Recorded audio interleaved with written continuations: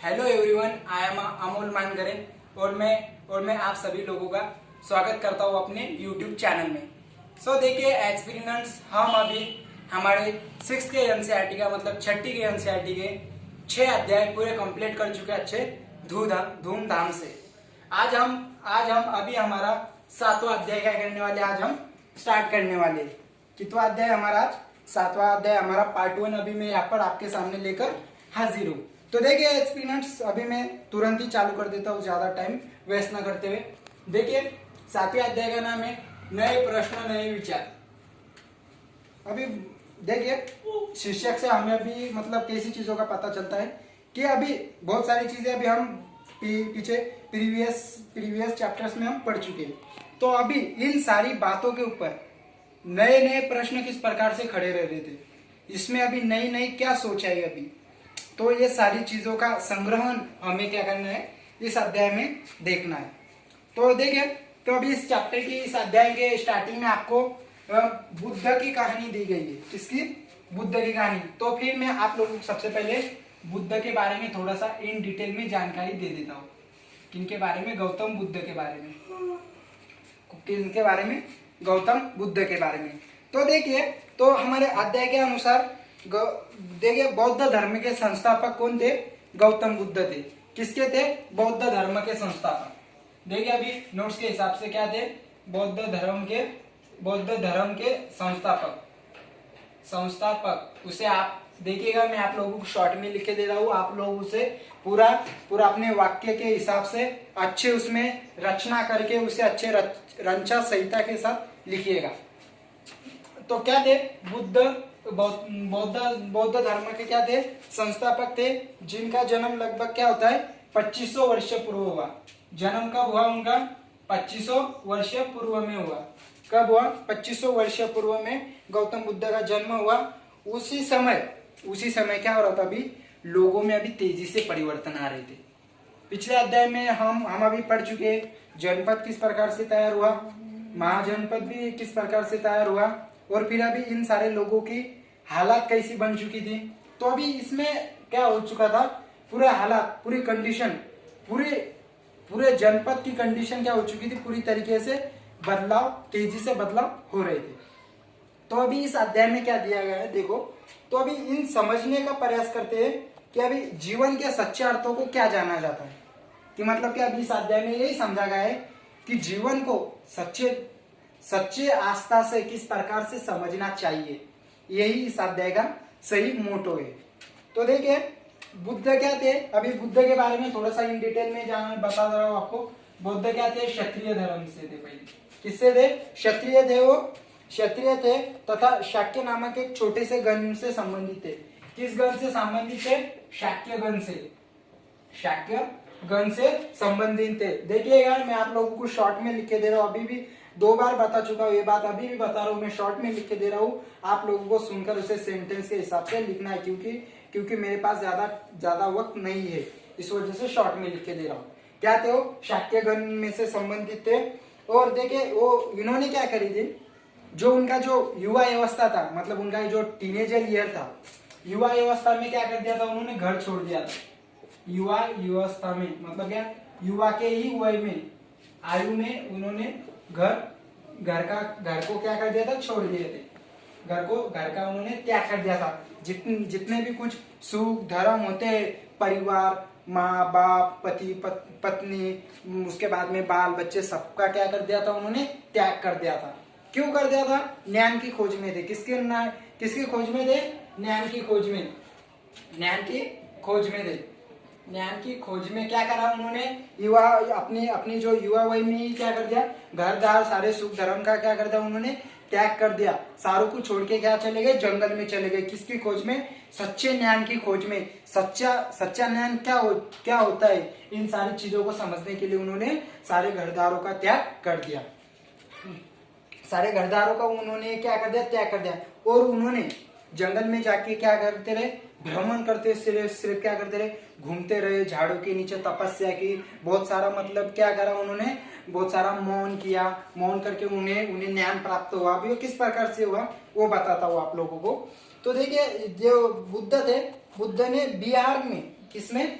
बिहार में most important point है, कभी भी पूछा जाता है कि बुद्ध ने किस किस राज्य में सबसे पहले अपना क्या किया था, मौन धारण किया था। उन्होंने बिहार में किया था। बिहार में एक पीपल के झाड़ के नीचे, किसमें, पीपल के झाड़ के नीचे उन्होंने क्या किया था, एक अपनी तपस्या की थी। झाड़ के नीचे क्या की थी उन्होंने अपनी तपस्या की थी। और फिर अभी इस तपस्या के कारण उन्हें क्या हुआ, आखिरकार उन्हें ज्ञान प्राप्त हुआ।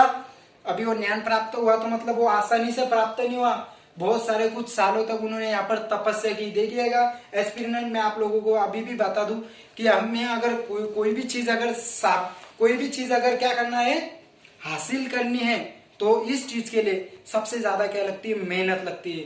हाथ से ज्यादा क्या लगती है, उसके लिए मेहनत लगती है। और समय का क्या चाहिए, संयम होना बहुत ही जरूरी है। तभी आप लोग क्या कर सकते हैं, सफलता पा सकते हो। मतलब देखिए, यूपीएससी क्रैक करना है तो करना है, सिर्फ सोचने से यूपीएससी क्रैक नहीं होती। इसके लिए क्या करना है, डेली मेहनत करना है, हद से ज्यादा मेहनत करना है और समय के साथ क्या रखना है, संयम रख के आगे बढ़ना है। चलिए, तो अभी ज्यादा बातें नहीं करते हुए इधर बढ़ते आगे। तो उन्होंने क्या किया, बिहार में पीपल के झाड़ के नीचे क्या की, तपस्या की। आखिरकार उन्हें ज्ञान प्राप्त हुआ। और फिर अभी वो ज्ञान प्राप्त होने के बाद वो आगे क्या कर दिया, उन्होंने इस ज्ञान को प्राप्त होने के बाद वो क्या, बुद्ध के नाम से जाने लगे। किसके नाम से, बुद्ध के नाम से जानने लगे लोगों ने। और फिर बाद में वाराणसी के निकट स्थित जो सारनाथ है, जो क्वेश्चन आता है कि बुद्ध ने सबसे पहले अपना उपदेश क्या किया था, वो सारनाथ है, सारे लोगों को पता है। तो देखिए, वाराणसी के निकट, किसके निकट, वाराणसी के निकट मतलब क्या, नजदीकी। वाराणसी के निकट जो क्या है, सारनाथ में उन्होंने अपना पहला क्या दिया, उपदेश दिया। फर्स्ट देखिए, पहला उपदेश दिया, कहाँ पे दिया, कहाँ पर दिया उन्होंने, सारनाथ में अपना पहला उपदेश दिया। और फिर बाद में उपदेश देने के बाद शेष वो क्या कहते रहे, उन्होंने अपनी शिक्षा का लोगों तक क्या किया, विस्तार किया। मतलब लोगों तक अपनी शिक्षा को क्या किया, फैलाया। और इस सारी शिक्षा को घूमने के लिए उन्होंने, सारे लोगों तक जाने के लिए वो क्या थे, पैदल यात्रा करते थे। और अभी बुद्ध की शिक्षा जो दी गई है, मैं भी आप लोगों को इसमें थोड़ा सा बताता हूँ। जो बुद्ध का मानना था कि लोग अक्सर, जो लोग रहते वो दुखी क्यों रहते, ज्यादा, हद से ज्यादा दुखी क्यों रहते, परेशान क्यों रहते। तो फिर इस परेशानी के पीछे बुद्ध का एक, उनका जो उनके शिक्षा के अनुसार एक कारण था। तो फिर बुद्ध का कारण इस प्रकार से था कि लोग क्या करते हैं, हद से ज्यादा चीजों की क्या करते, मांग करते हैं। कि मतलब देखिए, कोई चीज अगर आप लोगों को अगर नहीं मिलती है तो फिर क्या होता है, आप लोग नाराज हो जाते हैं। कौन सी भी चीज रहो, हॉट एवर रहो, चाय पी रो चीज, भूख रहे या फिर कुछ भी रहे, वो चीज नहीं मिली तो फिर क्या हो जाता है, दिल टूट जाता है। लेकिन तो फिर बाद में बुद्ध का ऐसा मानना था कि मतलब लोग क्या रहते हैं, ऐसी ही कुछ चीजें नहीं मिलने के वजह से ज्यादा देर क्या रहते, दुखी रहते, तनाव में रहते हैं। और उन्हें उनकी लालसा की वजह से वो क्या रहते, दुखी रहते। और उनकी दूसरी शिक्षा इस प्रकार से शिक्षा थी कि जानवर, कि अपने जो पशु पक्षी रहते ना, पशु पक्षी में भी क्या है, उनकी भी एक आत्मा है। वो भी क्या है, उन्हें भी दर्द होता है। उन्हें भी अगर तुम अगर किसी जानवर को अगर हानि अगर पहुंचाते हो, तो फिर इसमें आप क्या करते हो, बहुत ही बड़ा पाप करते हो करके, ऐसा उनका मानना था। वो उनका कहना था कि मतलब हर जानवर में, हर पशु में, हर पक्षी में क्या है, जान है। उनमें भी क्या है, उनमें भी भगवान ने क्या डाली हुई, जान डाली हुई करके। तो फिर करके एस्पिरेंट, सो यह बात भी ध्यान में रखना है कि हमें क्या करना है, जानवर पशु पक्षी को क्या करना है, दर्द नहीं देना है। वैसे तो मतलब दर्द तो मतलब किसी को देना ही नहीं चाहिए।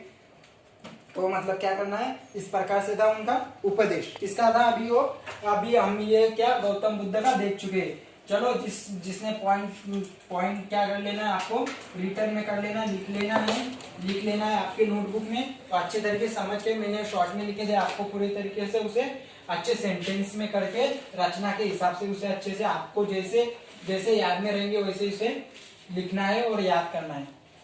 अभी अगला पॉइंट आता है हमारा इसमें।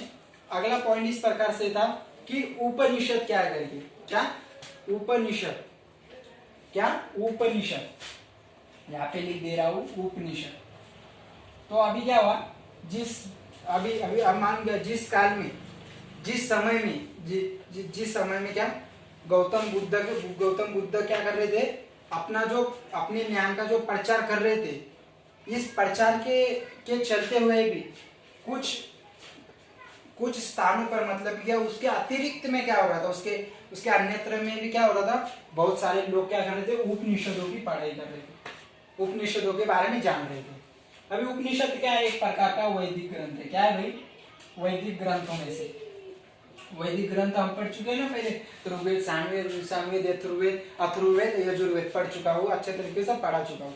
तो देखिए जो उपनिषद भी क्या है, एक वैदिक ग्रंथ का क्या हिस्सा है। और इसमें लोगों का ऐसा मानना था, इनका जो अध्ययन करते थे उन लोगों का ऐसा मानना था कि मतलब कि क्या लोगों की सिर्फ वो जब तक जिंदा रहते तब तक ही उनकी आत्मा नहीं रहती, जब उनके मृत्यु के बाद कौन सा जीवन रहता है।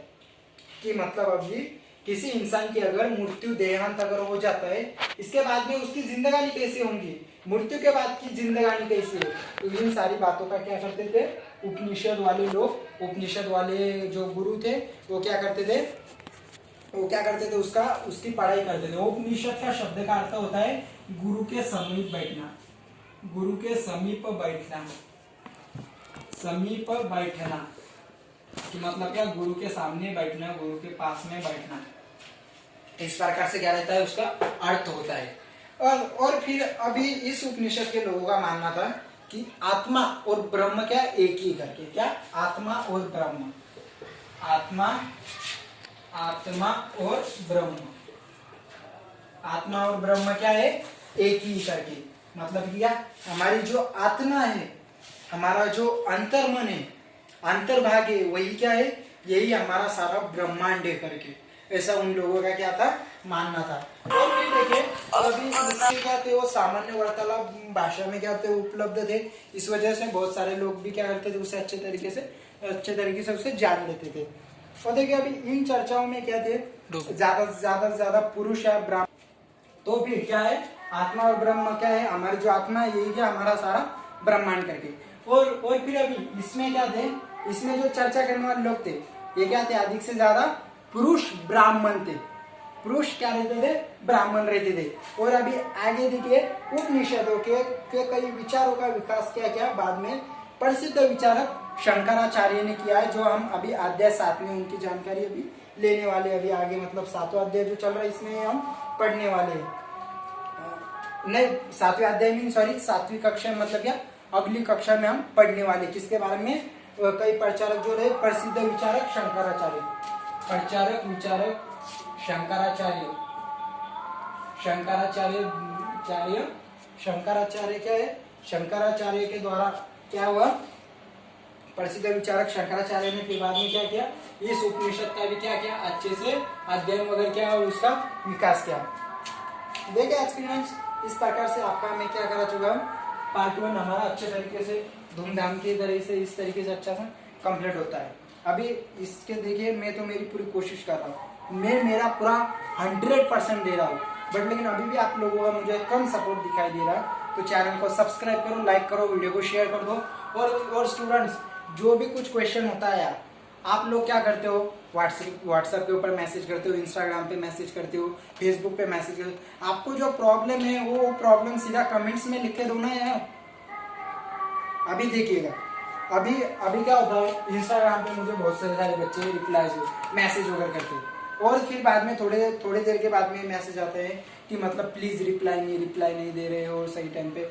तो यार मतलब कि क्या अभी देखिए मेरी भी क्या रहती है स्टडी वगैरह, और बाद में मेरे कुछ अदर वर्क्स रहते हैं, इस वजह से मतलब यार रिप्लाई देना मतलब कि मैं मोबाइल ज्यादा यूज ही नहीं करता हूँ। तो देखिए मतलब आप लोग क्या, आपकी जो भी प्रॉब्लम हो चैप्टर अध्याय से लेकर या कुछ भी, सारी की सारी प्रॉब्लम क्या कर दो, यूट्यूब के कमेंट्स में डाल दो ना, मैं कमेंट्स में पढ़ लूंगा और आपको अगले वीडियो में उसका मैं आपको सॉल्यूशन 100 क्या 101% दे दूंगा। तो देखिए इसी प्रकार से अच्छा प्रिपरेशन में जारी रहेगा और मुझे सपोर्ट करते रहेगा। सपोर्ट अच्छा तरीके से अभी भी नहीं दिख रहा है, अच्छे से दिखाओ। लाइक कर दो, चैनल को सब्सक्राइब कर दो। तो चलो दोस्तों, पार्ट 2 वाला भाग 2 बहुत ही जल्दी लेकर लौट रहा हूँ। तब तक की अनुमति चाहूंगा। तो फिर ऐसे ही आप लोग क्या करें, अमोल मानगरे मतलब कि मेरे साथ जुड़े रहो। चलो ओके, धन्यवाद।